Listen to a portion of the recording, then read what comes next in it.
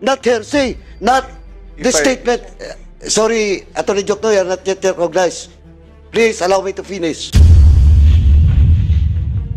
No, Mr. Chairman, yun lang po ang Mr. Chair, opinion ko. I'll Sandali, be hindi pa ako tapos. answering the Hindi pa ako tapos, No, Mr. no, Chairman. just- I will not yield Oh. my time to Chairman Dan Fernandez. Mr. Let Chair- me finish first. Dandan lang po, Governor. I think I still have the floor, Mr. Chair. Unless you ask the permission of this representation. Okay. Thank you, Chairman. Mr. Chairman, all those data being presented now, sabi nga ni Attorney, coming from PCO, how did you get that copy from PCO?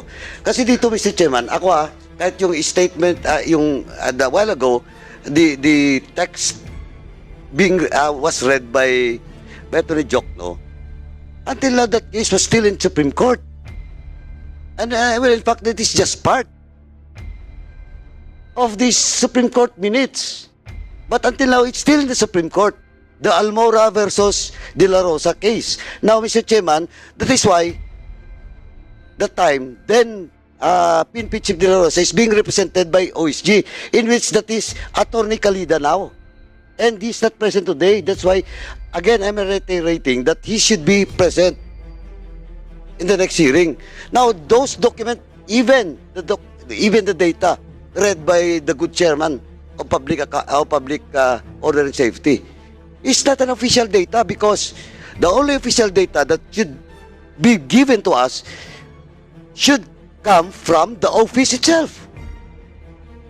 Well, in fact, if you remember, Mr. Chairman, and I think I have to check the COMSEC, during the first hearing, I asked the Honorable Committee to the Chair for us to request to the office of the ES now and to the office of the President the executive summary submitted by the then DOJ Secretary Guevara and now OSG, because that is an official document. And well, in fact, Mr. Chairman, on record, Almora versus De La Rosa, that was cited by Attorney Jokno, OSG never complied. Never complied to submit that document during the case deliberation. Di ba, Attorney? Yun yung actual? Ang nangyari po ay there was a directive in this resolution to the Solicitor But General. until now, to they have not yet submitted. Meron pong mga nasubmit ang Solgen sa Supreme Court. There were boxes. No, Attorney, diretso. Yung 20,000 ba, it was submitted by Solgen? Not. Yung 20,000 The report itself, it was, I'm not sure if it was even directed that's why, Mr. by Chairman, the court. again, sorry, Attorney Jokno, I do believe that there is an AGK. I do believe that there is a war on drugs. But in this committee, Mr. Chairman, with due respect to all the resource speakers and of course to the members of this committee, we will only take into account all the documents, official documents, not hearsay, not the statement. Sorry, Attorney Jokno, you are not yet recognized. Please allow me to finish. No, Mr. Chairman, yun lang po ang Mr. Chair, opinion ko. I'll Sandali, be hindi pa ako tapos. answering the Hindi pa ako tapos, No, no, Mr. no, Chairman. just- I will not yield my time to Chairman Dan Fernandez. Mr. Let Chair- me finish first. Okay. Dandan lang po, Governor. Hindi, sa akin, I am not biased against anybody else. No. Well, in fact, if the former Reyes can produce the document, then we request for it.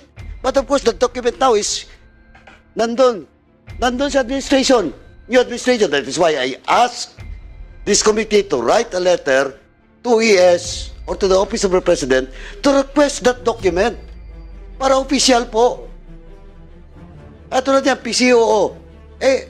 Do you have an authentic copy of that? Di ba? May kopya ba tayo na authentic coming from that office?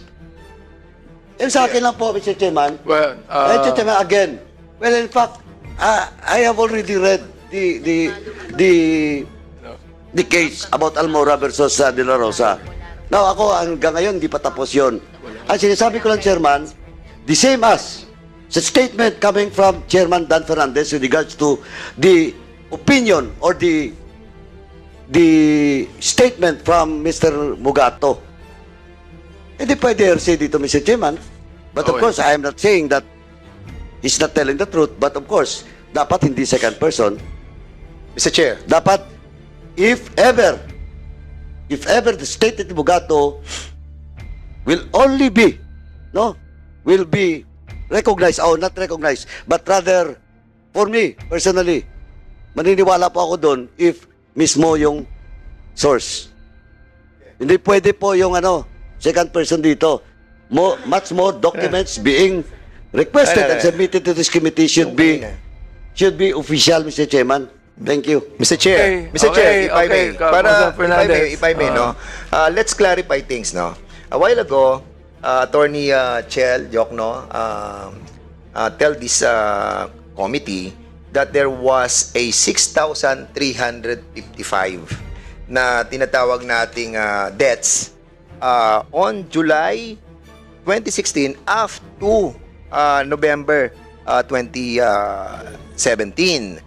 And these were all killed by riding in tandem. And kanina po tinitingnan ko po yung notes, hindi naman notes pero nanggaling po sa yung mga key accomplishment and the Duterte administration year-end report. So this is an official documents coming from the office of the president. Then I saw that 16,355 homicide cases under investigation from July 1, 2016 to September 30, 2017. Indeed, yung numbers that was mentioned by Attorney Jokne was correct. But wala yung riding in tandem. And that's the reason why I asked Attorney Jokno kung bakit riding in tandem ang sinasabi mo while nakalagay dito is homicide. And you explained that there was two category. Okay. And then I asked Attorney Meljadia kung ito pong report na to is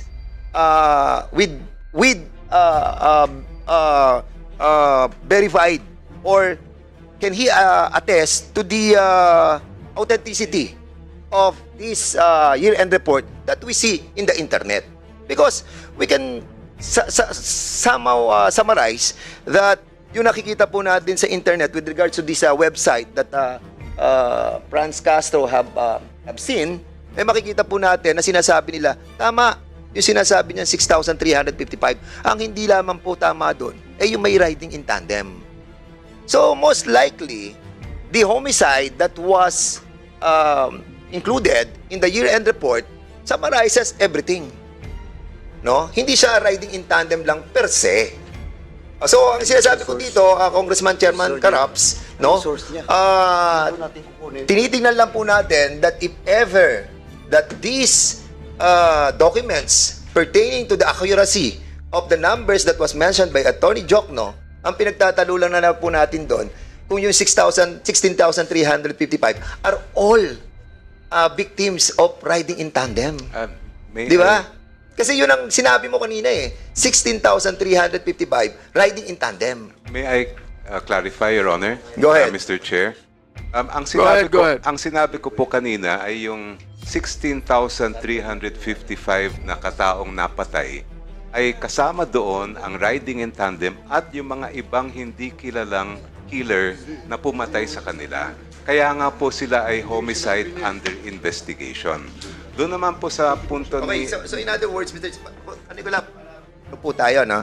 Kasi there was a confusion Kahit ako, I was confused All the while, akala ko yung 20,000 na lahat na deaths is all about 16,000 na riding in tandem and the 3,900 are during police operation. Di ba? Yun ang maliwanag Kaya nag-come out kayo sa 20,000 Pero now, nababalansin natin that 16,355 were all homicide. In other words, hindi siya talaga lahat riding in tandem. Is that correct, Attorney? Hindi po lahat. As yeah. I mentioned earlier, yung mga ibang bangkay na nakita sa kalsada na may mga karatula na adik ako, hindi naman po riding in tandem yon. Basta nakita na lang yun na patay na. So in But they other are words, kung related- sinasabi niyo pong 16,355, it's either riding in tandem o kaya nakita na patay, may nakasulat na adik ako. or others who were killed in relation to the war on drugs na hindi po kilala kung sino ang pumatay. Can you verify this, Attorney Medialdia? Since meron po sila sinasabi na gano'n that it was categorized into two. We cannot answer that here, Mr. Chairman. But Why? I do not know anything about those things. So, kung ano ang mga verification, that's not part of my territory during my time as Executive Secretary. I only base it on what are given to me. On the basis of But the will you reports confirm, being- Attorney Medialdia, that there was indeed 16,355 that was what was written on the year-end report? That was given by the PDEA, NBI, Philippine National Police, and Bureau of Customs, Your Honor. So in other So words, talagang... they're in the best position to testify on that. and the former PIDEA during that time was Wilkins. One of them. If I, And the if I NBI may- director during that time was... cannot Garland? Director Garin, I think. Garin. Geran, Mr. Chair- Geran. Mr. Chair, may we invite the former NBI director during that time that these 16,355 homicide deaths were recorded by the former president, no? And for us to shed light kung ano yung mga category ng 16,355. Kasi magulo na eh, gumugulo na eh. Dati 6,000 lang. Yung, di ba? Tapos naging 11,000, naging 9,000. Ngayon, meron ng 20,000. Di ba? May 16,355 na homicide, riding in tandem, saka may mga ganon. Tapos 3,009. Pero ang pinakaklaro is 3,967 Filipinos killed during police operation.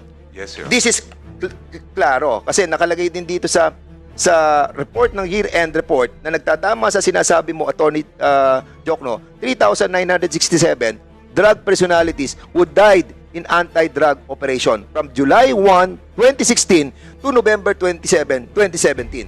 This, Attorney Medialdia, you have to confirm kasi nakalagay dito sa year-end report, kung mabe-verify niyo po nito, mape-verify po ninyo, sakto din sa sinabi nila na 3,967 drug personalities who died in anti-illegal drug operations.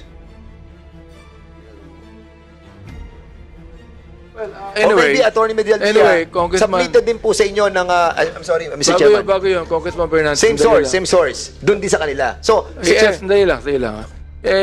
Rewrote the current ES, Lucas Bersamin, on this.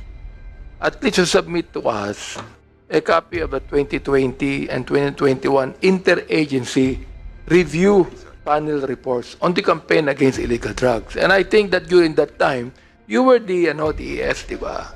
Pero the thing is, ES Lucas Bersamin has not given us any answer to this. Ganun, that I cannot answer. Alam mo kasi, ano po yan part of the executive privilege na yan Diba? Yeah, Chairman? Mr. Chair. Chairman? Mr. May I Chair. answer, ako na. Chairman? Mr. Chair. Yeah, sorry. And then with you guys, no, Mr. we Chair. did not take it to BS. Oh, okay. I am the chairman here, not the referee. I think I still have the floor, Mr. Chair. Unless you ask the permission of this representation, wait. I will not Before- yield my time, Before, Mr. Chairman. before Si- Congressman Mr. Fernandez, Chair, ako na lang. continue Versus his dalawang swearing. lalaki. Pagbigyan natin yung babae muna, si Yes, Congresswoman okay. Castro. Then I will Then, yield.